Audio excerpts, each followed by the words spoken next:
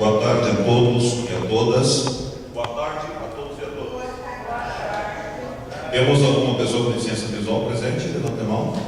Nós estamos localizados no centro do palco. Qual é o seu nome? Já viu? Tá. Vou procurar me movimentar o mesmo possível para que você possa me localizar e dar gente comigo dentro da caixa de som. Beleza? Eu estaria ao lado aqui do intérprete de Libras.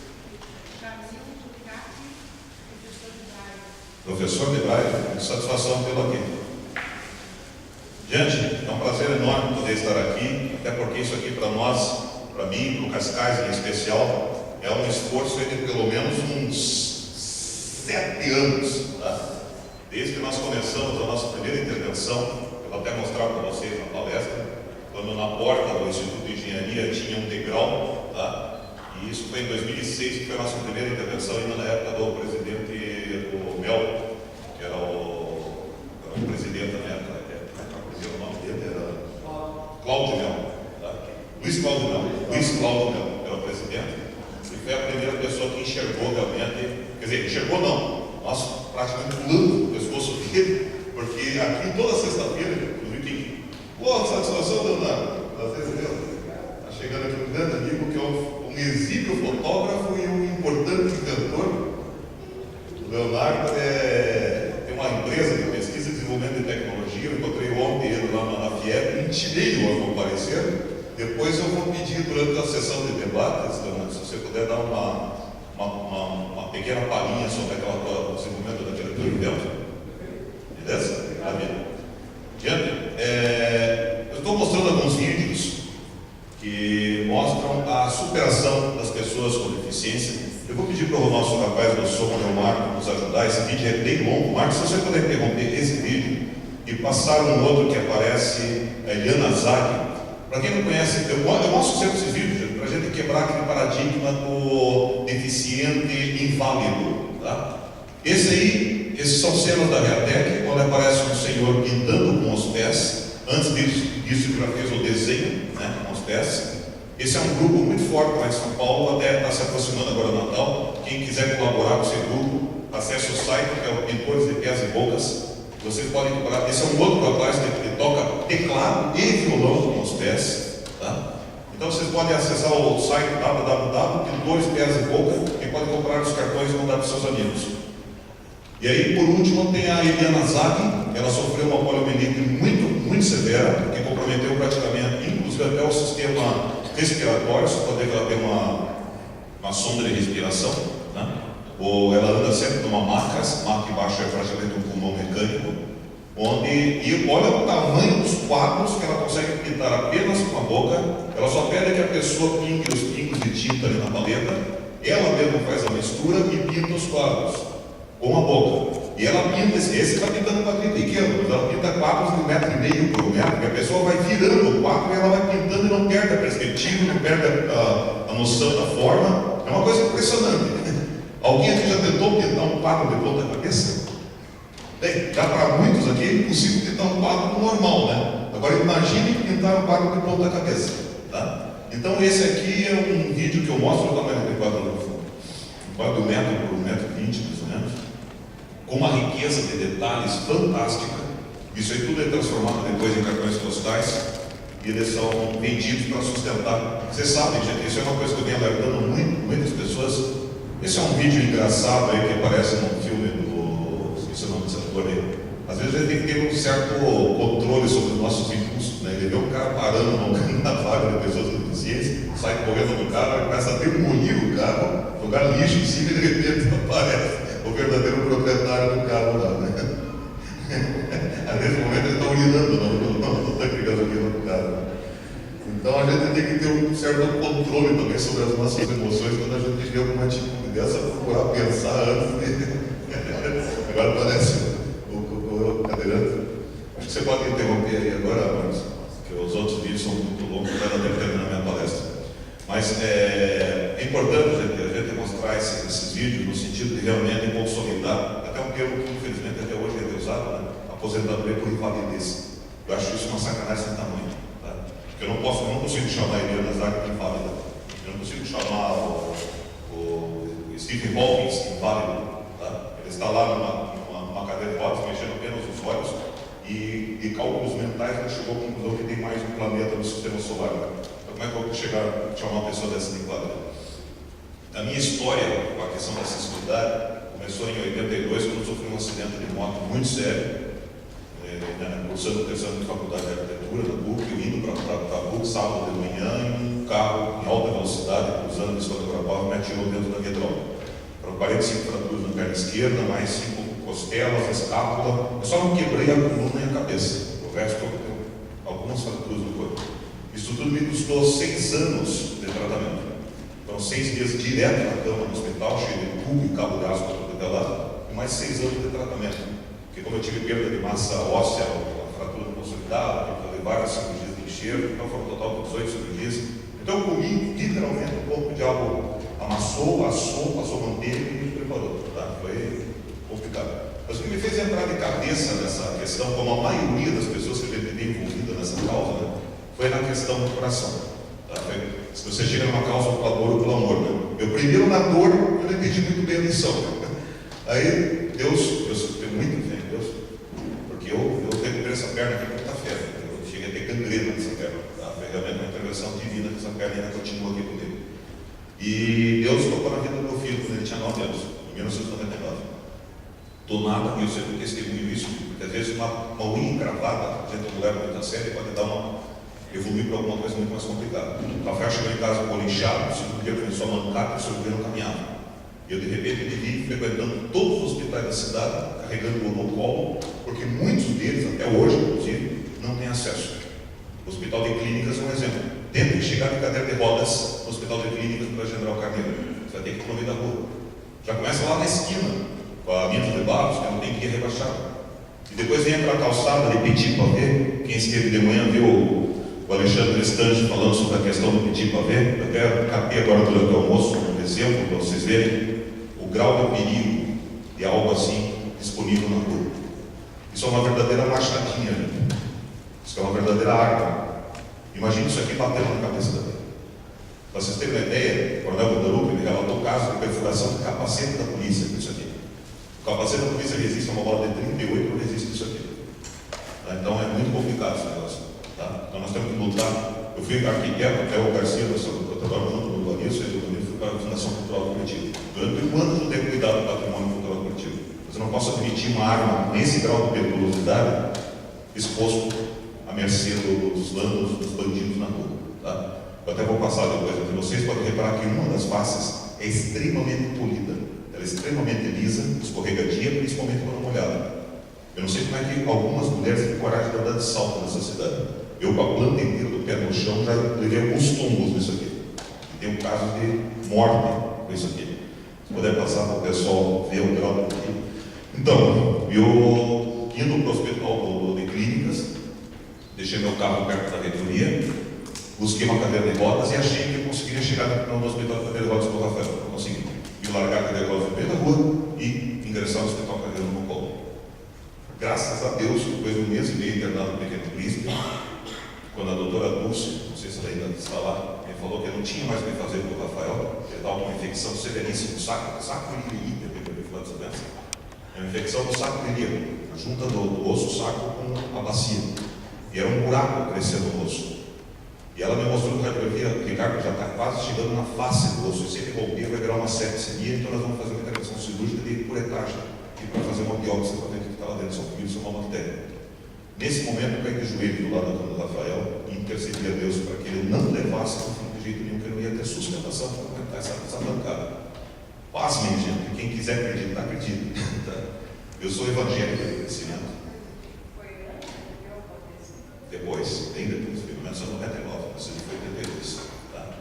Então, a Moita, era irmã da escola que eu estudava, Santa Teresinha, apareceu lá, era uma marca. Tá? Acompanhava de uma outra irmãzinha que para mim era um anjo.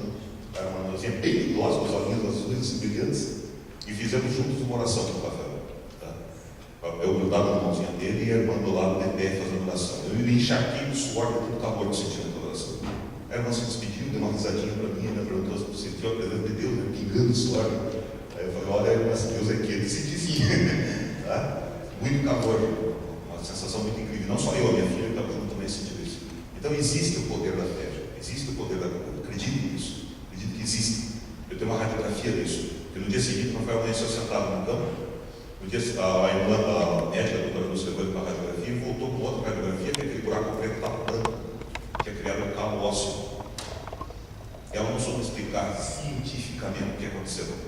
Eu sei que foi algo muito mais poderoso que a nossa medicina, nossa pequena medicina da Terra. Então, isso me fez acordar para a importância que eu tinha, como arquiteto e urbanista, que fazer em relação à mudança desses obstáculos existentes na cidade. Rafael vai lembrar que significa Deus cura, descobri isso depois. Tá? Então, eu comecei a trabalhar como um louco. Eu vesti realmente essa camisa, aliás, vesti a camisa não, tatuei no coração a sensibilidade, desde lá não parei mais. E tenho levado essa bandeira, graças a Deus, muito afinco, com muito amor. Eu largo meus trabalhos, largo meus projetos, qualquer coisa para trabalhar com acessibilidade. Então eu quero mostrar aqui para vocês rapidamente. Pode passar a minha palestra? É aqui.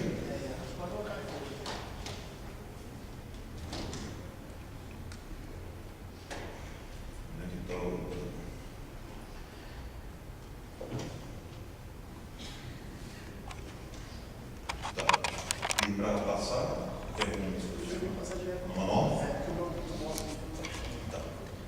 Então, gente, começar a palestra normalmente, até desculpe quem já viu a palestra, eu repito sistematicamente em todas as palestras a questão ética e responsabilidade. Até está o título da minha palestra lá, é responsabilidade técnica e social. Tá? Então, a responsabilidade, a ética, o nosso padrão ético, que o engenheiro, o arquiteto assinou quando ele jurou, né, quando ele se formou. Esse é um pequeno trecho do nosso código de ética. Ethos é uma palavra que vem do grego, significa caráter, costume adquirido pelo hábito. Tá?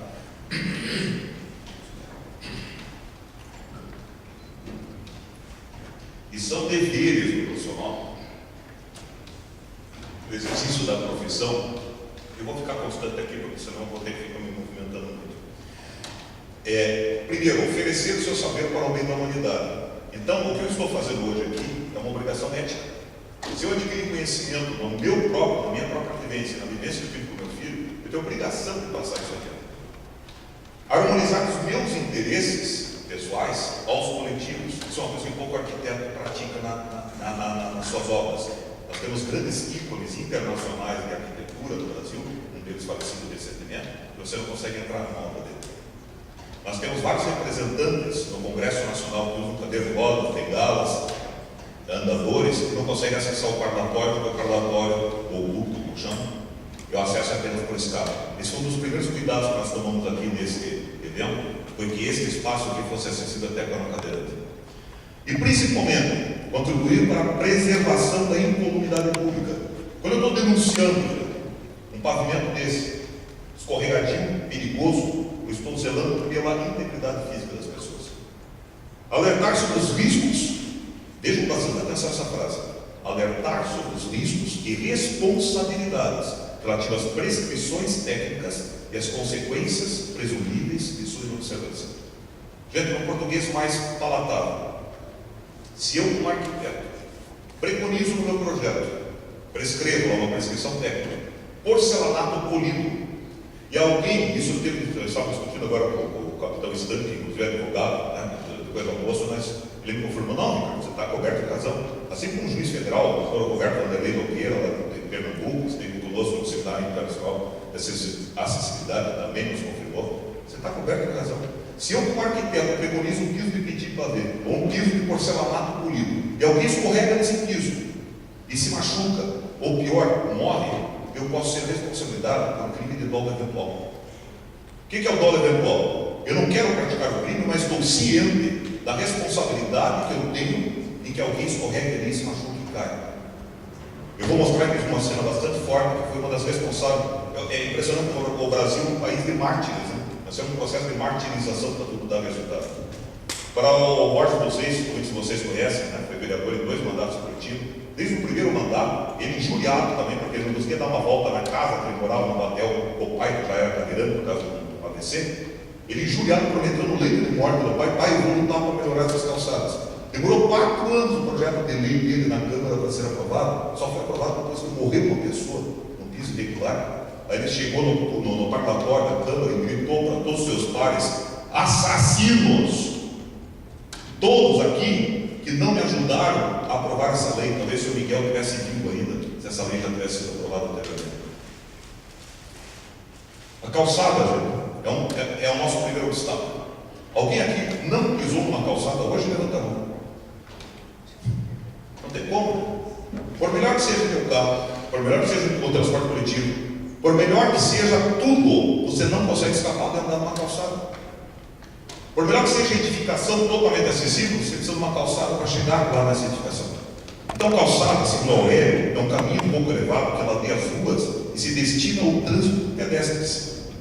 Isso também está no Código de Trânsito Brasileiro. Inclusive, antes que eu me esqueça, ali naquela mesinha da entrada, no banner de uniforme de direitos de pessoa com deficiência, tem um abaixo assinado, uma pesquisa que nós estamos fazendo, tá? Que vai virar projeto de lei.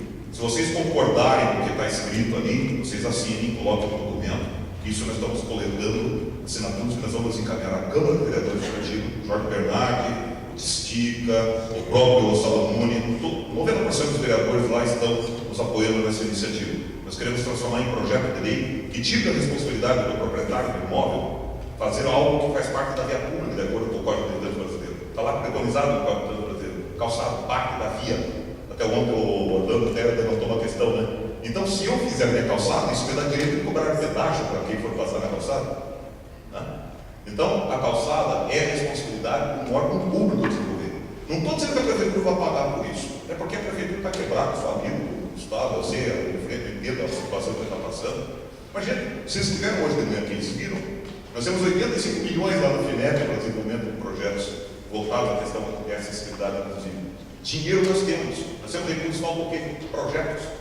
Então, o Flávio Arno me passou isso lá em 99, quando eu comecei a fazer palestra, eu perguntei para o Flávio, né? Flávio, eu preciso de recurso, Flávio. A DFP está quebrada, a PAI está carente. Ricardo, você tem projeto? Essa foi a pergunta que ele fez. Então, nós estamos em projetos. Apresentando projetos, nós temos sim recursos. Lugar onde habitualmente se passeia. Percurso para exercício ou divertimento. Ele não conhecia Curitiba.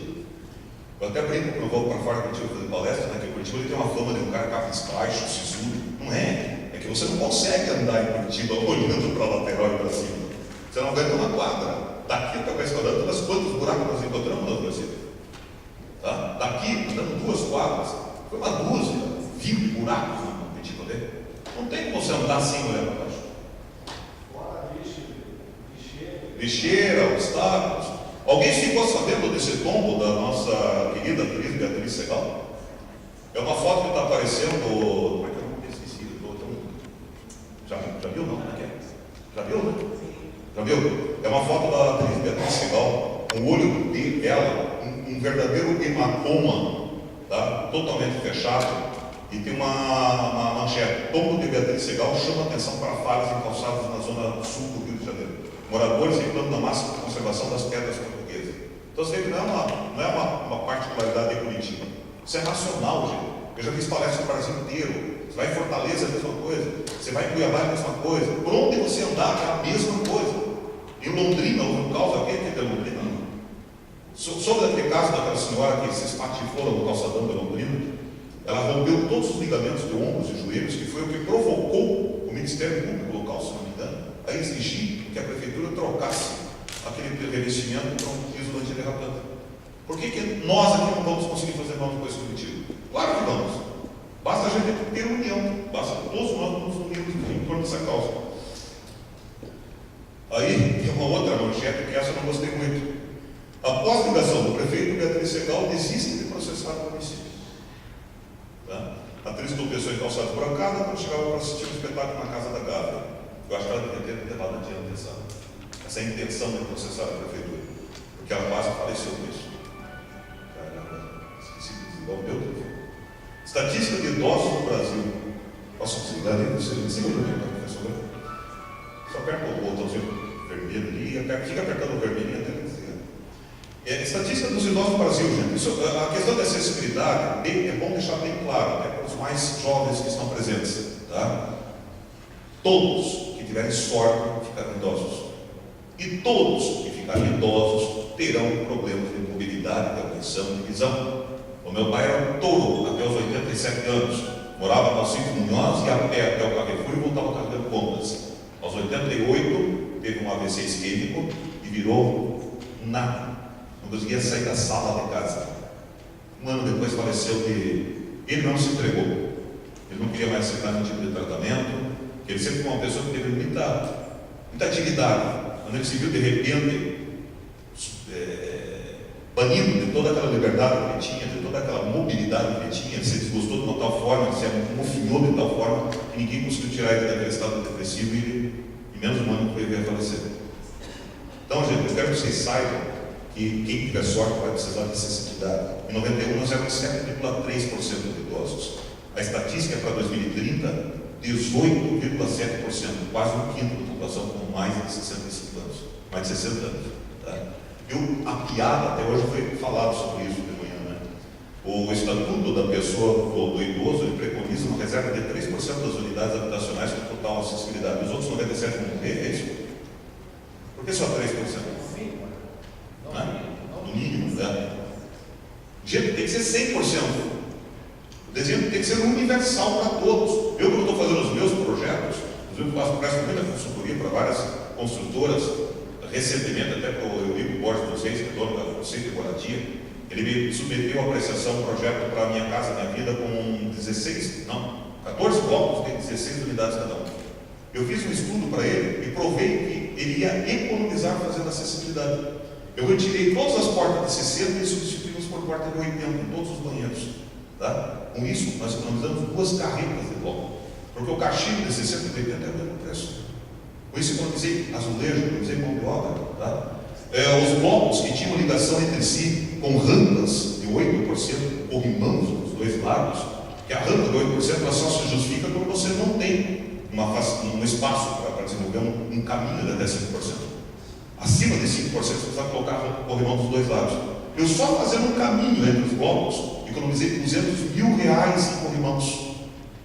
Então, a acessibilidade, ela ajuda a economizar e não a gastar mais. Olha o estado do que é uma calçada de lousa de pedra em Curitiba. Tá? Você pode ver que lá adiante tem uma senhora andando no meio do asfalto. Meu pai tinha essa mania também, ele não andava em calçada. Ele só andava para o asfalto, porque o risco de você ser atropelado é menor do que você cair na calçada. Impressionante. Tá? Isso era em frente ao CREA. Ainda, desse lado ainda está assim. O CREA reformou a sua calçada, mas do outro lado continua desse jeito. Esse é eu tentando andar com o Zé Leite na Getúlio Vargas. Olha o absurdo da coisa, olha o espaço livre que eu tenho entre o muro, o alinhamento medial e as árvores. Olha onde colocaram a árvore, onde colocaram a calçada. Pela tal lei burra, tá? Que te obriga. Isso um dia, eu pedi exoneração da prefeitura, um dia que eu não vou ser tomando lugar, mas ele fez um gesto assim, ele colocou as mãos dos dois lados do olho e falou: Ricardo, você tem que ler aqui e cumprir aquilo que está na lei. Eu falei para ele: quem usa Antônio é cavalo.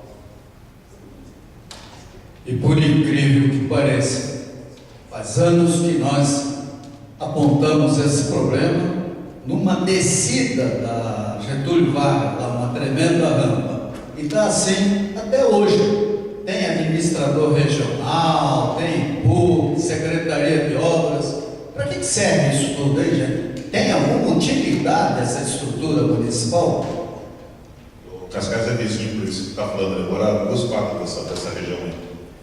Então a pergunta que eu faço é: para que a árvore é um ponto fixo, por que não colocar a calçada? Por que a calçada tem que ficar? Alguém que faz o Iguaçu conhece Foz? Ninguém conhece Foz do Iguaçu? Já repararam nos pisos táteis de Foz do Iguaçu? Eles interrompem na árvore e continuam do outro lado da árvore, porque lá a lei municipal obriga o piso tátil a estar a 1 metro do meio fio. E o piso tátil vai até a árvore e continua do outro lado da árvore. Eu já veio pelo lado do piso tátil do 10 partes de cima, né? Que é um absurdo, gente. Vamos concordar, né? Esse é o caso, o case, né, que eu chamo calçada no CREA. Depois de 2 anos, 4 anos, não sei, 2006, isso aí é de 2010, 11. Depois de 5 anos lutando para o CREA fazer sua calçada, finalmente um dia o Borges me liga: Ricardo, vencemos! Pode soltar os bojões, estamos fazendo a calçada. Deixa eu lá ver de perto. Aí eu fui ver a calçada de perto. Olha a inclinação transversal com que a calçada estava chegando lá na divisa. Do lado direito ali, ó, você pode ver que a terrena está em nível. Do lado direito tem quase meio metro de altura. Isso numa calçada com 5 metros de largura significa que está com 10% de inclinação transversal. O cadeirante simplesmente não anda. Porque o cadeirante tem controle sobre as rodas traseiras. Até quem quiser, depois o Leonardo acho que pode disponibilizar a cadeira de roda mesmo. Eu esqueci de trazer a minha cabeça. Tá? Eu gosto sempre de andar com a minha cadeira de roda nas minhas palestras. Eu desafio as pessoas que não conhecem esse problema. É o caso ontem do depoimento, né?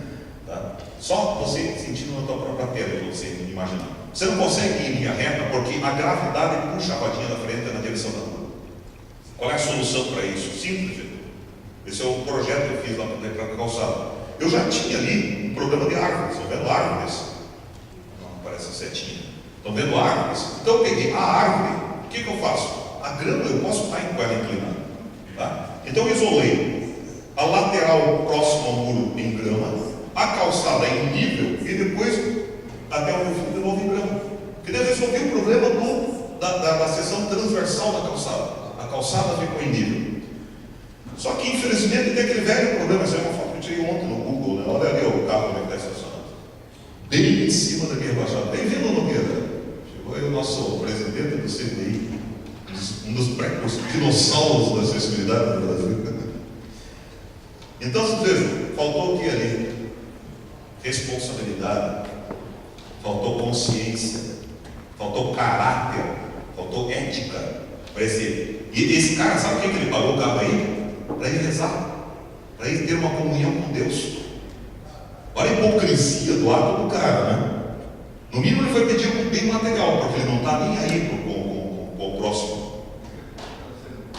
Pedir para não ser multado. Nós temos excelentes exemplos no Brasil, aqui mesmo no Paraná. Infelizmente eu não achei a foto para colocar, mas alguém aqui deve conhecer Marechal Cândido Rondon, né? Alguém conhece? Temos vários, né? Recente.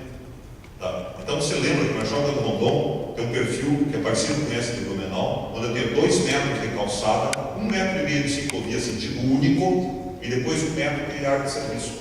Tá? Onde tem a ciclovia, o parciclo, o orelhão, a lixeira, a árvore, o poste, está tudo ali naquela área de serviço. Tá? Só que tem uma coisa que, para dar certo isso aí, tem que ter um detalhe, que a professora Delmar tem que ter: educação. Tá? Não ensino, educação. Tá? Porque o pedestre não pode invadir a ciclovia e vice-versa. A gente vê que conflitos ali no Parque Guaribeira.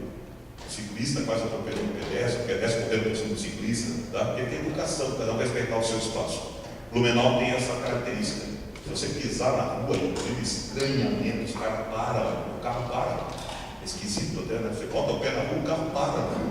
Se você ficar na faixa de pedestre, lá tem o piso tátil, que alerta, o tátil direcional, e funciona muito bem. Então, gente, a questão da necessidade é uma responsabilidade técnica, civil e criminal. Tá? Este é o caso que eu falei para vocês, que ajudou o Borges a aprovar a lei 9121 de 97, tá? Que proíbe pedras irregulares. Veja bem, 97. Eu estou falando de uma história que já de 16 anos que existe essa lei, que proíbe obstáculos, que proíbe estar naquele folderzinho. Eu acho que todos vocês receberam aquele folderzinho. Quem não recebeu, tem ali na entrada o folderzinho da acessibilidade já. Tá? Aquele primeiro item, calçadas, está escrito ali tudo que é proibido de acordo com a lei, e até hoje é praticado, infelizmente. Acesso é universal. Acesso universal é um direito de todos. Esse é um caso que para mim tornou-se emblemático, tá? Porque foi uma mudança de página na minha vida. Foi logo depois que eu tirei o Rafael do hospital, graças a Deus. Hoje ele está um rapaz maior do que eu, nos 2 sentidos, tá? Estudando o último ano de tecnologia da informação. Me ajudou, inclusive, a escrever o caderno número 4 do CREA, que vocês podem acessar no site www.creaifpe.org.br. Tá? Tem lá o caderno número 4 da acessibilidade. E eu comecei a visitar a DFP, o Instituto de Cegos, as APAES, e numa dessas visitas eu encontrei um senhor reclamando que morava num prédio com uma filha de 15 anos e que até cachorro entrava pela porta da frente e ele com a filha dele não podia entrar. Aí eu, pertinho ali, 2 ou 3 quadras ali da DFP, que a DFP fica na Camões e eu fico ali na Timbória.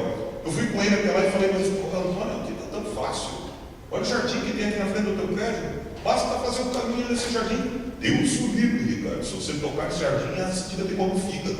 Você é menina dos olhos dela. Eu não, Antônio, desculpa, mas eu me recuso a colocar numa balança a tua filha em grana. Então faz o seguinte, né, que a próxima reunião do condomínio, ele me disse o dia, eu preparei o material, e nessa conversa, eu quando faço um projeto, eu entrevisto mais o chão de fábrica do que o presidente. Às vezes o chão de fábrica sabe mais que o presidente. A mulher da portaria veio falar, puxa, vai melhorar também para a dona fulaninha lá do oitavo andar, quem é ela? Ela é idosa, tadinha, ela vai na feira, não consegue carregar o carrinho de compra quando chega. Ah, aquele casalzinho que acabou de ter filho também, tadinho, não consegue subir a escada, toda vez que vem com o filhinho. Eu, opa, já não é mais só a Letícia, tem um monte de gente precisando de acessibilidade. Aí eu desenhei eles, inclusive, né? Tá lá o cara com o carrinho de compra lá em cima, o carrinho do neném. Fiz essa perspectiva, deixei bem colorido para mostrar para o pessoal que podia ser bonito, né? E mostrei na convenção do condomínio, né? Na reunião do condomínio, mostrei como poderia ficar. Pedi para o pessoal uma colaboração para poder fazer isso ali. Praticamente não cobrei nada para o projeto e fiz um levantamento de quanto poderia custar. Gente, se eu perguntasse para vocês, vocês estariam dispostos a pagar, se você morasse nesse prédio e você soubesse que tem uma moça, uma idosa e um casal que precisam desse acesso, vocês colaborariam com 50 reais? Quem colaboraria? Todos praticamente. 30 reais, 20, 10. Custou 8 reais para o morador. Entre tirar a grama, comprar o peito, refazer o paisagismo, que é um prédio de 15 andares, família de alta, baixa, classe média alta. Tá? Fizemos o caminho, tá? Ficou até mais bonito do que era antes, com toda certeza. Isso, inclusive, até a gente tem que explorar também, gente, os meios de comunicação, no sentido de veicular que existem boas notícias também para dar. Tem dias que dá nojo de ver o jornal. Você liga o jornal, é só morte, destruição, corrupção, né, explosão, né, só coisa ruim. Por que não fica um pouco de coisa boa? Você sabia que aquela menina que foi morta pelo namorado na Coab morreu? Todo mundo viu, né? Porque acompanharam o plantão diário do Jornal Nacional e durante os intervalos da programação. Agora, quantos de vocês sabiam que os órgãos dela salvou 5 vidas? Alguém aqui sabia? Ninguém. Que mania que a imprensa tem de só noticiar o que é ruim, né?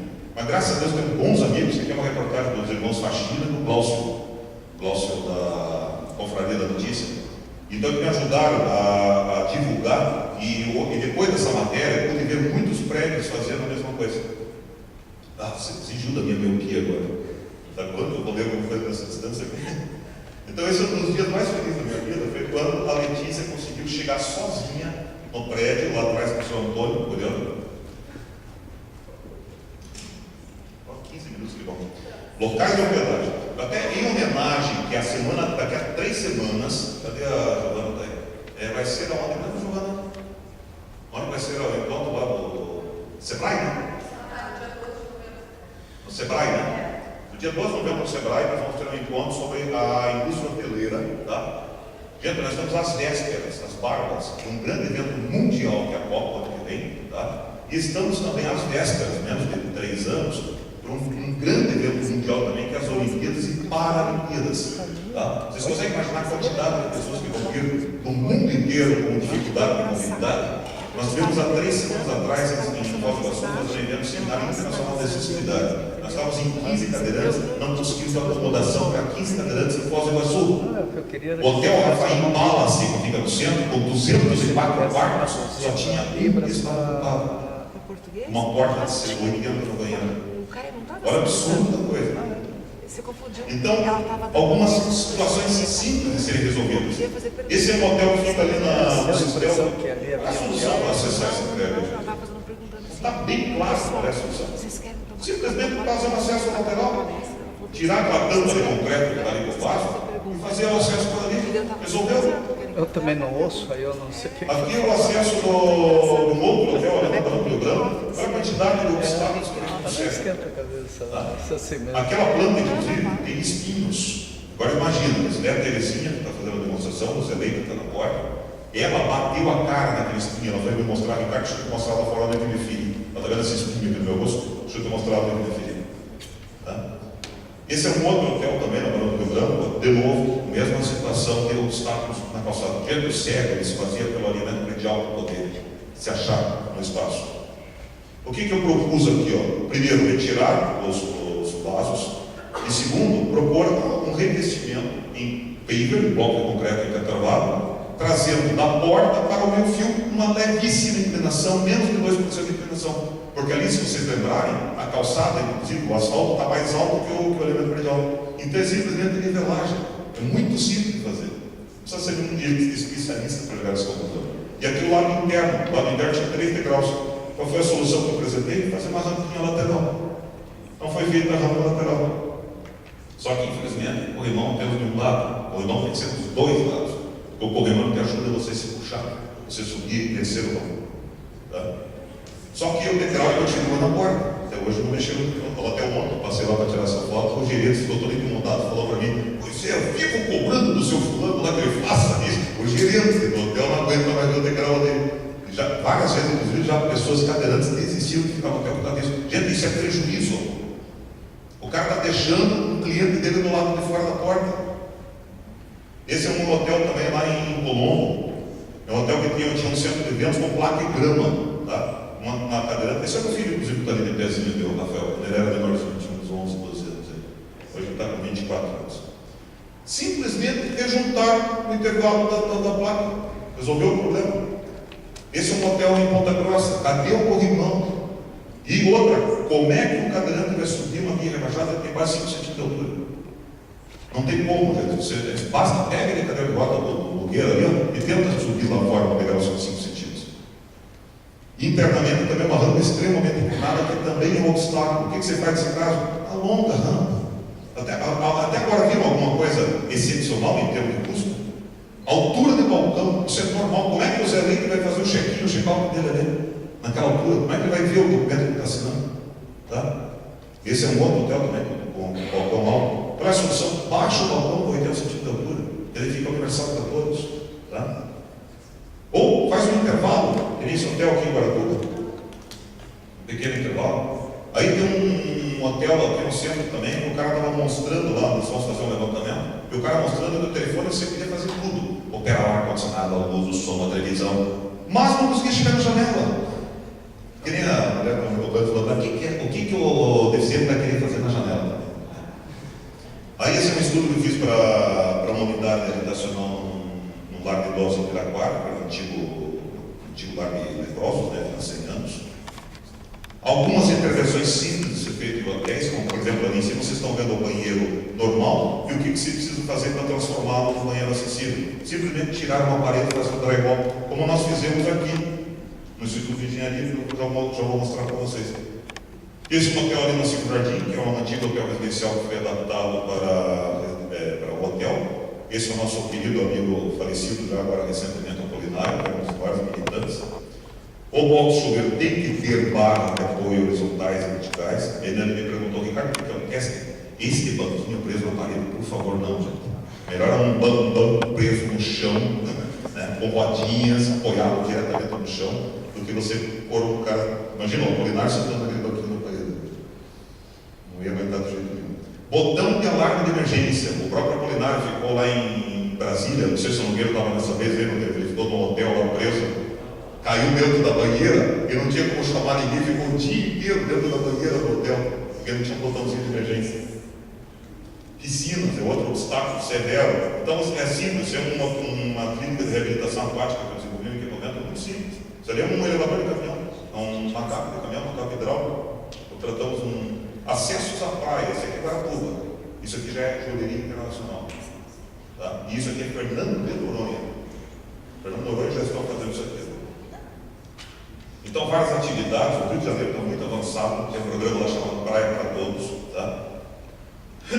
E isso é o lado argentino das cataratas, onde tem uma maquete tátil, onde você consegue ver qual é o caminho. Não tem nenhuma rampa demarcada para cadeirante, não tem. Todos os caminhos são universais, para todas as pessoas caminharem.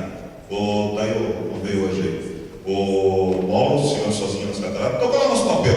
Informar, conscientizar, sensibilizar, capacitar, fiscalizar, por isso o Roberto está aqui hoje, tá? E penalizar. Tá? O Instituto de Engenharia do Paraná, eu estou constantemente e vou sempre elogiar a atitude do Cássio, que resolveu assumir esse seminário e resolveu assumir toda essa estrutura totalmente acessível. Nós temos que sim que dar o exemplo. Olha como é que era o acesso antigamente no Instituto. Um degrau na porta e 3 degraus na metade. época eu fiz o projeto, inclusive o bandeirante está ali, ó, corrimão em 2 alturas, lâmpada com 6%, com piso antiderrapante. Aí o arquiteto foi incumbido de executar a obra, pôs aquele porcelanato, aquele granito polido lá, depois teve que encher de fitinha. Ficou mais caro e ineficiente. O piso em paver está ali previsto já na frente, ali, né? Piso em paver. E aqui está a realidade. Esse foi o Ricardo Monteiro hoje. Daí, Ricardo? Ricardo Lica, lá o nosso ator contratado lá, está acessando, totalmente acessível. Antigamente o acesso do banheiro aqui nesse momento tinha esse biombo, tirem biombos, biombo impossibilita a passagem do cadeirante. Está aí o nosso amigo, desculpe, não quero ver o nome dele. Danilo, entrando sem dificuldades. Antigamente o banheiro era assim, 2 boxes pequenos. Fizemos esse projeto simplesmente demolindo uma parede, tirando, alargando a porta do outro box e criamos um banheiro acessível que está ali, vocês podem comprovar hoje como é que ficou. Tá? Então, gente, não tem dificuldade nenhuma. Está aí o Ricardo outra vez no test drive do banheiro. Passou, o louvor. Aqui o projeto foi feito, inclusive até quero até dar um destaque especial. Essa escada não existia no projeto não, viu, gente? Ontem quase tivemos um acidente aqui. Não pode ter escada assim no meio para ver que o projeto que eu aprovei não tinha escada nenhuma aqui. Tá? Mas facilitou com aquela lâmpada tanto o acesso temporal para as crianças no cadeirante, quanto a nossa querida amiga Mirella, secretária de Direito de Pessoas com Deficiência, que pôde participar do evento. Essa é a minha visão de cidade, gente, encerrando. Tá? Uma cidade onde os parques tem um lugar para o ciclista, tem um lugar para o cadeirante, tem um lugar para o cego e até para o carro. Eu não vou demonizar o carro. Eu preciso dele para andar com o Zé Leite, que é cadeirante. Eu preciso dele para andar com pessoas em situação lastimável de mobilidade. Tá? Mas o carro não pode ser o protagonista. Ele não pode ser o ator principal do urbanismo. Ele tem que ser um mero coadjuvante. Então ele está ali, dentro do contexto, mas quem está em destaque é a passagem, a travessia levada para o pedestre.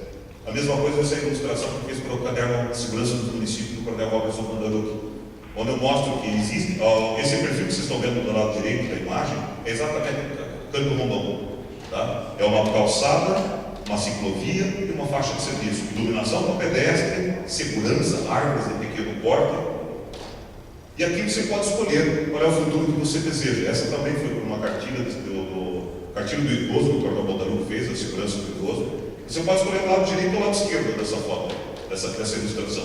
O lado esquerdo está ali um velhinho, né, a boquinha caída, morrendo de medo, tem um ladrão escondido atrás da moita de mato que ele tem na calçada, a casa está toda apedrejada de pedir para ver, e do lado direito está o velhinho sorridendo porque a casa dele tem acessibilidade, a calçada dele está planinha, tem guia rebaixada, o banheiro dele está adequado.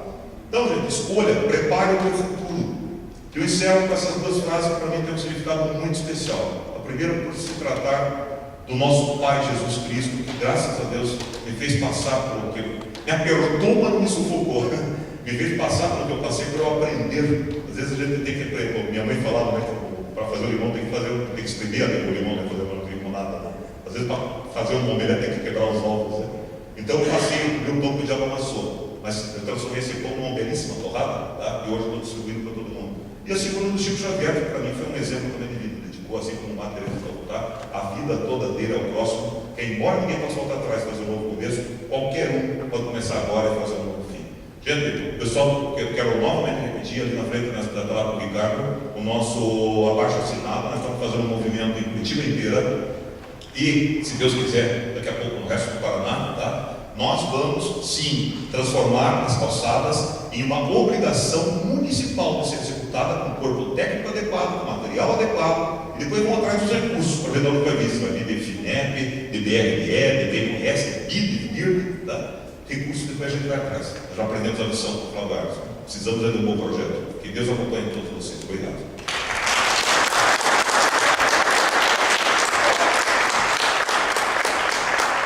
Agradecemos o arquiteto Ricardo Mesquita por sua exposição.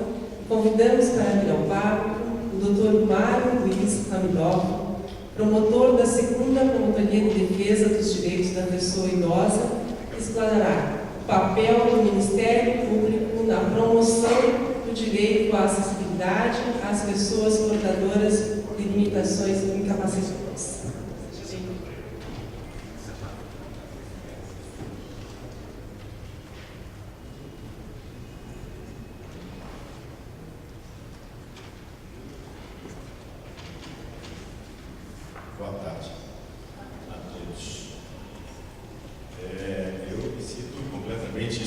estrangeiro aqui junto com vocês, porque vou falar de outro lugar, com outras metodologias, e por certo sempre é muito difícil depois falar com pessoas tão engajadas, como é o caso do Ricardo Mesquita, e qualquer outro especialista, como o Roberto, que é nosso assistente técnico no Ministério Público, sempre faz as fiscalizações técnicas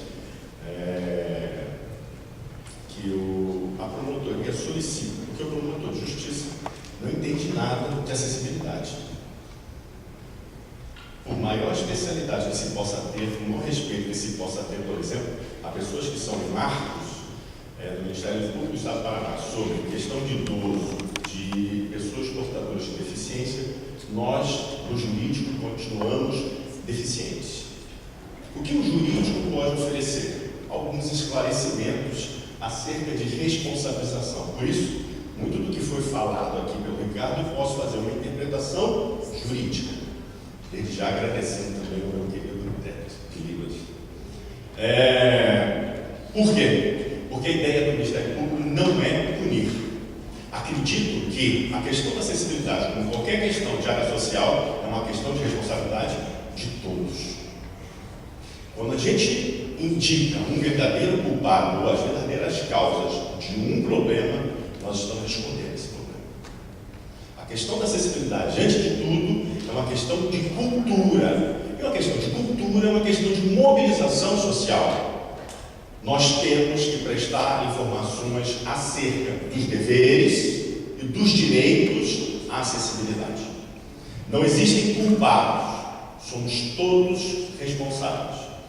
Qual é a atuação do Ministério Público? Está escrito ali que é papel, mas eu fico muito preocupado, porque pode ser que alguns sociólogos entendam que não é papel, é função e vice-versa. Por isso, prefiro falar em papel, em vez de falar de papel, falar em atuação. A atuação ministerial, ela não se dá só depois de ter acontecido um incidente. Agora mesmo o Ricardo me falou que em Foz do Iguaçu não existe lugar para todas as pessoas que necessitam de quartos com condições que possibilitem o exercício da cidadania em razão de limitações incapacitantes, sejam temporárias, sejam permanentes. Por isso, desde já, digo a todos os senhores, como promotor de justiça, assim que chega uma notícia de um acontecimento que há uma restrição de direitos, eu tenho que tomar providência. Eu farei. E o que eu vou fazer? Vou chegar no meu gabinete, mandar um ofício para o colega de Foz do Iguaçu e solicitar ele que me preste informações, e sempre que sai material, eu já tenho novas parcerias, não só com o Roberto, mas com o Ricardo e o Ministério Público. Então, o Ministério Público hoje está aqui para dizer que é parceiro, que tem interesse em atuar junto a essas frentes, tanto das pessoas idosas quanto das pessoas portadoras de deficiência. E esse é o primeiro equívoco cultural acerca de acessibilidade, porque pensa-se que são apenas essas pessoas que têm problemas de acesso. A questão do acesso é psíquica, a questão de acesso ela é moral, a questão de acesso ela é social, porque tem pessoas que são amplamente vulnerabilizadas por questões políticas e econômicas e também não têm acesso, apesar de delas amplas, delas para projetos arquitetônicos, urbanísticos, mas por questão social, elas não são, querendo ser, nunca sendo. E essa é a responsabilidade que tem o Ministério Público, é a todos. Então, as pessoas em situação de vulnerabilidade, principalmente, por exemplo, os idosos, a criança e o adolescente, as pessoas empobrecidas, as pessoas que são exploradas, elas têm que ter acesso na espacialidade pública da palavra e da ação. E é por isso que o Ministério Público do Estado do Paraná estabeleceu promotorias especializadas, deficientes, portadores de deficiência, pessoa idosa, para que, antes de tudo, essas pessoas sejam ouvidas, auscultadas, muito mais do que ouvir, entender a situação em que se encontram. E por isso, na área da pessoa idosa, eu venho aqui dizer aos senhores que o Ministério Público tem uma atuação não só administrativa, mas também tem uma atuação judicial. Bom, qualquer questão vinculada à acessibilidade da pessoa idosa, e diga-se também às demais classes vulnerabilizadas, o Ministério Público pode fazer os seus encaminhamentos, requisitar informações a determinados órgãos da administração pública e, assim, por prerrogativa funcional, não é que o promotor de justiça seja um bom, porque eu não acredito na bondade dos bons. Eu acredito, na verdade, na competência técnica que tem, por atribuição legal, como promotor de justiça, e nós solicitamos ao invés de falar requisitar, porque seria uma obrigatoriedade, para no mínimo ficar simpático. Mas as pessoas têm que entender que elas têm que prestar informações ao Ministério Público, sob pena de responsabilização administrativa. A informação prestada por qualquer órgão administrativo ou por qualquer entidade privada, ela se mantém em sigilo junto ao Ministério Público no momento da investigação. Por exemplo, nós, no Ministério Público, estabelecemos, pelo Procurador-Geral de Justiça, comissão da COBA, dos mega eventos. E nós temos duas frentes de batalha, na verdade, que eu estou buscando parcerias. Eu, como Procurador de Justiça, poderia muito bem abrir um procedimento administrativo e transformar num procedimento judicial para a responsabilização, por exemplo, como fez a Justiça do Trabalho, interrompendo as obras da Baixada do Atlético, porque entendia que havia perigo, risco de vida aos seus funcionários. Eu já tenho um procedimento igual, anterior a esse que foi adotado, mas estou buscando a conciliação. Eu quero ser um parceiro, eu quero ser um adaptador. A ideia que o Ricardo traz, dessas simples medidas que podem ser adotadas em banheiros para acessibilidade, é o que resolve o problema na prática, do que ficar teoricamente achando que há uma responsabilidade presumida. Porque, senhores, o Ministério Público só pode oferecer uma representação civil, administrativa ou criminal quando ele tem provas. Se não houver provas, e prova de uma má intenção, o Ministério Público não pode fazer nada. Por isso, o Ministério Público tem que ser um ator social, um protagonista. Ele não pode vir depois das desgraças sociais e simplesmente punir. É como se fizesse um julgamento entre Pôncio Pilatos e Jesus Cristo. É uma questão de julgamento prático, é muito fácil. Eu entrar com a medida judicial, pedir a suspensão das obras da Baixada, interromper porque foram modificadas as acessibilidades, ainda não foram cumpridas, e simplesmente colocar a macroeconomia regional em questão. Não é isso para que se serve o Ministério Público. O Ministério Público traz lentes que tem pessoas e famílias vinculadas a esses mega eventos. Então é importante para a economia regional que haja esse evento, mas porém as pessoas devem ter acessibilidade e devem ser respeitadas na plenitude das suas cidadanias. Por isso, lá na minha promotoria, eu pedi os projetos de carta e submeti a um engenheiro, como disse, tecnicamente, e um promotor